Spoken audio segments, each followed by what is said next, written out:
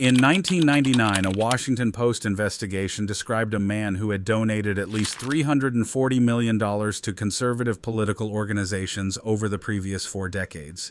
He had helped found the Heritage Foundation. He had financed a dedicated operation to investigate and damage the presidency of Bill Clinton. He had used his newspaper to promote the theory that a White House aide's suicide was actually a murder orchestrated by the Clinton administration. His name appeared in fewer than a fraction of the news stories his money produced. He had spent his entire life operating exactly as his great-uncle had taught the family to operate, quietly, effectively, under the radar. His name was Richard Mellon Scaife. His family had been shaping American economic and political life since before the Civil War, and almost nobody outside Pittsburgh and Washington fully understood how. One family member founded the bank that financed the American steel industry. Another became the most powerful Treasury Secretary in the country's history, serving under 3 presidents simultaneously. Another donated more than $1 billion to museums and universities and asked that his name not be attached to any of it. Another channeled hundreds of millions into conservative political infrastructure, while his sister quietly funded the opposite side. This is the story of a family that understood something most powerful families eventually forget: that the most durable power is the power nobody can see. Chapter 1. The Irish Farmer Who Read Franklin. Thomas Mellon was born on February 3, 1813 in County Tyrone, Ireland, to a farming family living in a cottage called Camp Hill. He was 5 years old when his grandfather emigrated to America and settled in western Pennsylvania. His father followed 2 years later. Thomas grew up on a farm in Westmoreland County. He hated farming. He was determined to escape it. The moment that changed his direction came when he was 10 years old and encountered, through a neighbor's library, the autobiography of Benjamin Franklin. He read it and understood, with a precision unusual in a child that age, exactly what it described. A man of modest origins who had made himself through discipline, intelligence, and the careful accumulation of opportunity. Thomas Mellon decided he would do the same. He attended Western University, studied law, and built a successful legal practice in Pittsburgh. He invested his fees shrewdly in downtown Pittsburgh real estate. He served as a judge on the Court of Common Pleas for Allegheny County. He was methodical, conservative, and entirely focused on the long game. In 1869, at the age of 56, he retired from the bench and concluded that rather than return to law, he would open a bank. On January 2, 1870, T. Mellon and Sons Bank opened on Smithfield Street in Pittsburgh with his sons Andrew and Richard as partners. Above the cast-iron door, he placed a near-life-size statue of Benjamin Franklin, the inspiration made visible. The timing was almost perfect. Pittsburgh was becoming the center of American industrial production. Steel, coke, coal, glass, railroads. Every one of these industries needed capital. Every one of them needed a bank willing to understand what they were building. When the financial panic of 1873 destroyed half of Pittsburgh's banking institutions, T. Mellon and Sons survived. Thomas had been cautious enough to weather the storm and aggressive enough to acquire the positions of banks that had not. One loan from that period proved to be among the most consequential in American industrial history. In 1871, Thomas Mellon lent $10,000 to a young entrepreneur named Henry Clay Frick. Frick used the money to build coke plants. Coke was the fuel that made steel. Frick's coke was what powered Andrew Carnegie's furnaces. The Mellon family had just financed the infrastructure of an empire. Thomas retired in 1882 and transferred the bank to his sons. He lived another 26 years, dying on his 95th birthday in 1908. He was buried in Pittsburgh's Allegheny Cemetery. The statue of Franklin stood above the bank door long after he was gone. Chapter 2. The Man Who Ran America's Money. Andrew William Mellon was born on March 24, 1855 in Pittsburgh, the 4th son of Thomas and Sarah Mellon. He joined the family bank in 1874 at the age of 19. 8 years later, at 27, his father transferred full ownership to him. Thomas had seen enough to know. Andrew spent the next 3 decades building something that had no precise precedent in American financial history. He was not simply a banker, he was a venture capitalist before the term existed, a man who could see what a new technology or a new company might become, and was willing to place the family's capital behind that vision before anyone else recognized it. His method was consistent. He would identify an entrepreneur with a genuine innovation, provide the financing to scale it, take an equity stake rather than simply a loan repayment, and sit on the board to ensure the company was run correctly. 2 investments defined the empire he built. The first was aluminum. In 1889, a young chemist named Charles Martin Hall came to Mellon with a process for producing aluminum cheaply and at scale. Aluminum had previously been so expensive to produce that it was treated as a precious metal. Hall's electrolytic process changed everything. Mellon provided the financing. The company became the Pittsburgh Reduction Company and eventually the Aluminum Company of America, known as Alcoa. The Mellons became its controlling shareholders. For most of the 20th century, Alcoa was effectively a Mellon operation. The second was oil. A Texas company whose drilling rigs had struck so much oil they could not pump it fast enough came to Mellon for help with equipment financing. Mellon provided the capital, took 40% of the stock, and eventually installed his nephew to run the operation. That compa came Gulf Oil. When Gulf Oil was sold to Chevron in 1984, the transaction was worth $13.3 billion. By the early 20th century, Andrew Mellon held controlling or significant interests in more than 60 corporations. Alcoa, Gulf Oil, Koppers Gas and Coke, Union Steel, Carborundum, Standard Steel Car. The Mellon Bank itself, by then reorganized as Mellon National Bank, was the largest banking institution in the United States outside of New York City. In 1920, Mellon paid off a $1.5 million deficit incurred by the Republican National Committee. President-elect Warren Harding rewarded him the following year by appointing him Secretary of the Treasury. The appointment made Andrew Mellon one of the most powerful men in America. It also made him, for the first time, genuinely famous. He had been running industries in every state and nearly every country in the world for 3 decades without appearing in the newspapers. Washington changed that. Chapter 3. The Secretary and the Crash. Andrew Mellon served as Secretary of the Treasury from March of 1921 until February of 1932. 11 years, 3 presidents. He simultaneously served as Chairman of the Federal Reserve Board, Chairman of the World War I Foreign Debt Commission, and General Director of the United States Railroad Administration. No private citizen in American history had ever held that concentration of public financial authority. The national debt he inherited from the First World War stood at approximately $26 billion. His primary objective was to eliminate it. His method was to cut taxes. He argued, with a logic that would be recycled by supply-side economists for the next century, that high wartime tax rates discouraged business activity and therefore reduced total tax revenue. Lower rates, he said, would stimulate growth, increase the tax base, and paradoxically generate more revenue than high rates applied to a shrinking economy.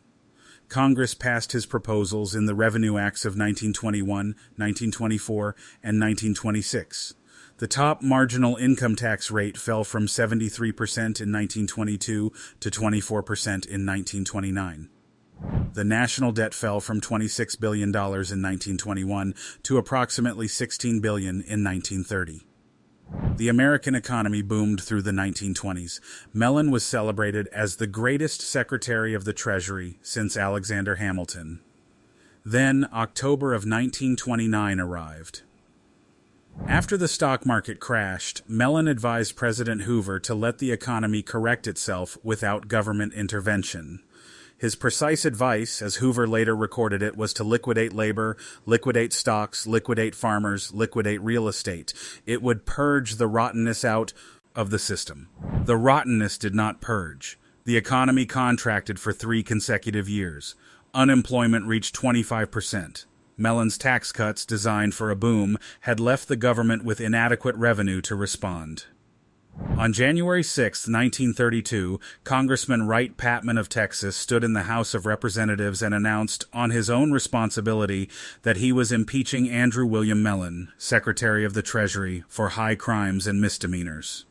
Patman's charges were specific. He argued that Mellon had violated federal anti-corruption statutes by continuing to hold interests in companies doing business with the government while serving as Secretary of the Treasury. He also argued that Mellon had sold his bank stock to gain eligibility for the Treasury position but had sold it to his own brother, which was not a genuine divestiture at all. The House Judiciary Committee held hearings. Before a vote could be taken, President Hoover resolved the situation by appointing Mellon as ambassador to Great Britain. He resigned from the Treasury and departed for London. The Roosevelt administration that followed was not finished with him. In 1933, the Justice Department convened a grand jury to examine Mellon's personal income taxes. The grand jury voted 11-10 not to indict him. Then the government pursued a civil fraud case before the Board of Tax Appeals. The case lasted 2 years. The presiding attorney for the government was Robert Jackson, who would later become a Supreme Court justice and the chief American prosecutor at the Nuremberg trials. The Board of Tax Appeals rejected the fraud allegations in 1937. Mellon died the same year in August. He was 82 years old. The tax case had been personal for Roosevelt. The politics were transparent to anyone watching, but the underlying facts were not entirely invented. A man who had held simultaneous control of the Treasury, the Federal Reserve Board, and dozens of private corporations for 11 years had occupied a position of conflict that had no precise legal remedy, precisely because nothing like it had existed before. He was the most powerful private citizen to hold public office in American history.